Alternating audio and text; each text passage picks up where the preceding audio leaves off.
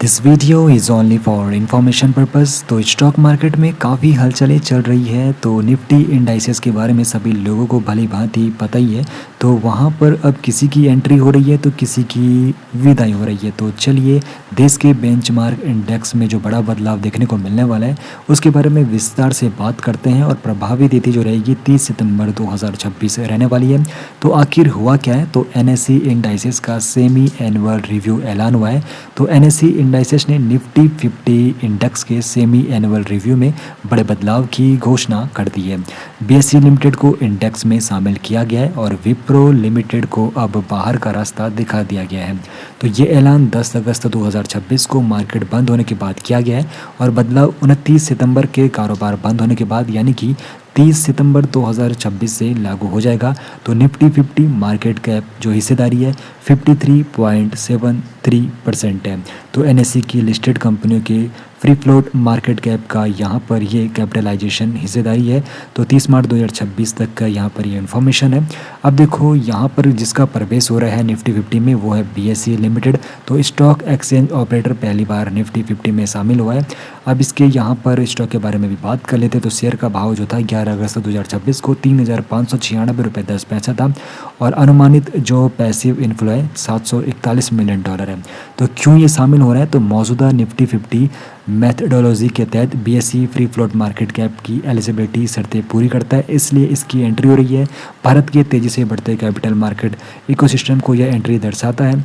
Index में शामिल होते ही पैसिव फंड्स और ईटीएफ्स को बीएसई के शेयर खरीदने होंगे, जिससे खरीदारी का दबाव बढ़ सकता है और यह बदलाव निफ्टी 100 इंडेक्स और निफ्टी 100 इक्वल वेट इंडेक्स में भी देखेगा। अब यहाँ पर जो बाहर हो रहा है वो है विप्रो लिमिटेड। तो ये आखिर क्यों बाहर हो रहा है निफ्टी 50 से और अब ये निफ्टी नेक्स्ट 50 में शामिल होगा। तो यहाँ पर सबसे पहले बात करते हैं इसके शेयर प्राइस का। तो शेयर का भाव 11 अगस्त 2026 को था 183 रुपये 64 पैसा और अनुमानित जो उसका पैसिव आउटफ्लो है 246 मिलियन डॉलर का है। तो ये क्यों निफ्टी 50 से बाहर हो रहा है, तो क्योंकि यहाँ पर CY26 में विप्रो का जो शेयर है करीब 31% गिर चुका है। सेंसेक्स के मुकाबले बड़ी अंडर परफॉर्मेंस है। ग्लोबल क्लाइंट्स की कमज़ोर डिस्क्रिशनरी टेक स्पेंडिंग, धीमी आउटसोर्सिंग डील्स यहाँ पर हुई है। एआई की वजह से पारंपरिक आईटी सर्विसेज मॉडल में बदलाव को लेकर चिंताएं यहाँ पर जाहिर हुई है। Free float market cap peers के मुकाबले काफ़ी यहाँ पर घट चुका है, जिससे यह इंडेक्स का सबसे कमज़ोर यहाँ पर घटक बन चुका है।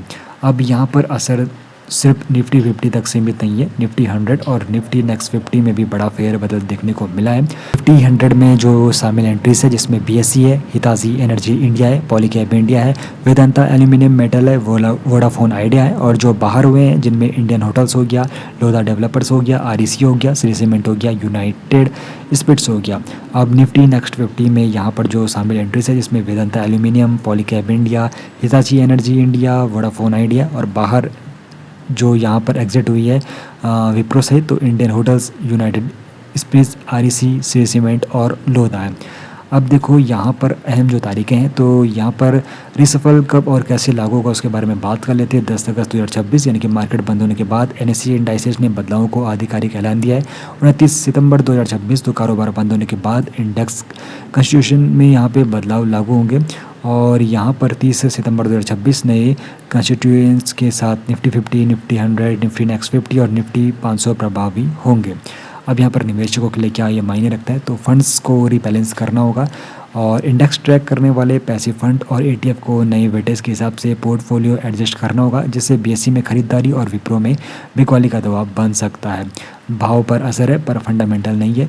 तो इंडेक्स में शामिल होना या बाहर होना किसी कंपनी की लॉन्ग टर्म बिजनेस क्वालिटी का सीधा फैसला नहीं है, यह सिर्फ फ्री फ्लोट मार्केट कैप पर आधारित है। तो विप्रो के लिए जो असली सवाल है तो रेवेन्यू ग्रोथ, बड़ी डील्स जीतना, मार्जिन बचाना और टीसीएस, इन्फोसिस, एचसीएल टेक से मुकाबला यही आगे मायने रखेगा। इंडेक्स एग्जिट यहाँ पर उतना मायने नहीं रखेगा। फैसला अभी फाइनल नहीं है, तो अंतिम निर्णय निफ्टी इंडेक्स कमेटी करेगी और अनाउंसमेंट से पहले मेथोडोलॉजी में बदलाव नतीजे को प्रभावित कर सकता है। बाकी यहाँ पर ये वीडियो सिर्फ एजुकेशन और इन्फॉर्मेशन के पर्पज़ के लिए, निवेश से पहले हमेशा फाइनेंशियल एडवाइजर से ही एडवाइस लेनी चाहिए।